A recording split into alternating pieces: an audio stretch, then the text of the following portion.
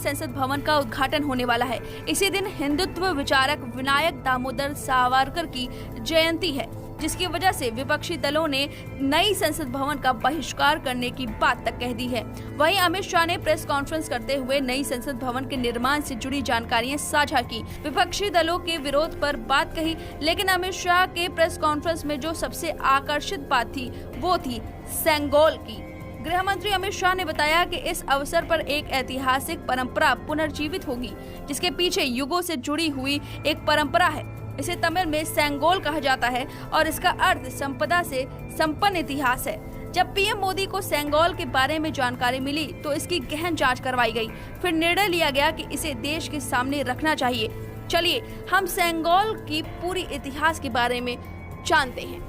बात आजादी की करें तो उस वक्त भारत के प्रथम प्रधानमंत्री के सबसे प्रबल उम्मीदवार थे नेहरू। वहीं अंतिम वायसरॉय थे लॉर्ड माउंटबेटन। आजादी से पहले लॉर्ड माउंटबेटन ने नेहरू से पूछा कि क्या आप देश की आजादी को किसी खास तरह के प्रतीक के जरिए सेलिब्रेट करना चाहते हैं, तो बताइए। इस सवाल के जवाब में नेहरू ने कुछ समय मांगा, क्योंकि उस समय उनके पास इस सवाल का जवाब नहीं था। उन्होंने अपने करीबियों से इसके बारे में पूछा, जिसके बाद उन्होंने अपने जाने माने स्वतंत्रता सेनानी सी राजगोपालाचारी के पास पहुंच गए।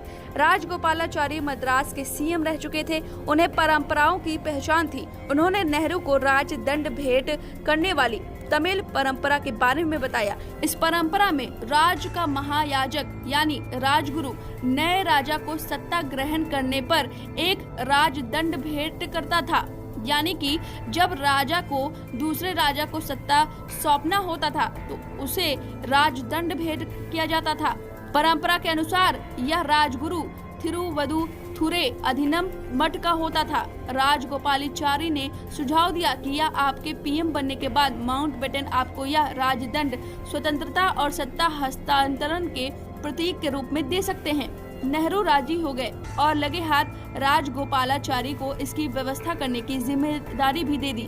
राजगोपालाचारी ने थिरुवदुथुरै अधिनम मठ में संपर्क किया। मठ में जब इसकी जानकारी हुई तो 20वें राजगुरु श्री अम्बालावन देसिका स्वामीगल बीमार थे। बजाय इसके उन्होंने जिम्मेदारी स्वीकार की और उस वक्त मद्रास क्षेत्र के एक जौहरी को सोने का राजदंड बनाने को कहा। साथ ही यह भी कहा कि इस बार राजदंड के ऊपर नंदी की आकृति भी उभारी जाएगी। तबीयत खराब होने की वजह से 20वें राजगुरु ने अपनी पूरी तैयारी करने के बाद भी अपने प्रतिनिधि श्री कुमार स्वामी थम्बीरन को दिल्ली भेजने के लिए तैयार किया, जो उस वक्त मठ के मनिकम ओधुवर यानी मठ के पुजारी के पद पर थे।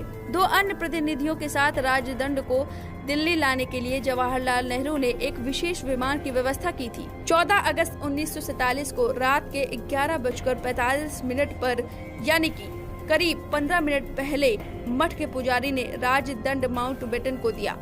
इसके बाद उस पर पवित्र जल छिड़का गया। पुजारी ने वहां शैव समाज के संत थिरुगनाना सामंथर द्वारा लिखे भजन गाए और फिर से उसे नेहरू को भेंट दिया गया। गृह मंत्री अमित शाह के मुताबिक अभी तक सेंगोल इलाहाबाद संग्रहालय में था।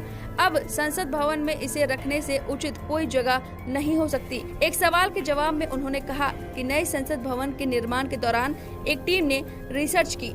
पीएम मोदी के निर्देश पर हुई इस रिसर्च के दौरान ही सेंगोल का पता चला, जिसके बारे में लोगों को जानकारी नहीं थी। यह हमारे देश की परंपरा का अहम अंग है। शासन, न्याय और नीति के अनुरूप चले, ये इसका भाव है। सेंगोल की नई वेबसाइट के मुताबिक 15 अगस्त 1947 के भावनाओं को दोहराते हुए वही समारोह 28 मई 2023 को नई दिल्ली में संसद परिसर में दोहराया जाएगा। दिल्ली में इस अवसर पर तमिलनाडु के कई अधिनियमों के प्रणेता उपस्थित रहेंगे। वे अनुष्ठान में हिस्सा लेंगे और कोलारू पदिगम गाएंगे। सेंगोल को गंगा जल से शुद्ध किया जाएगा, जैसा कि पहले भी किया गया था।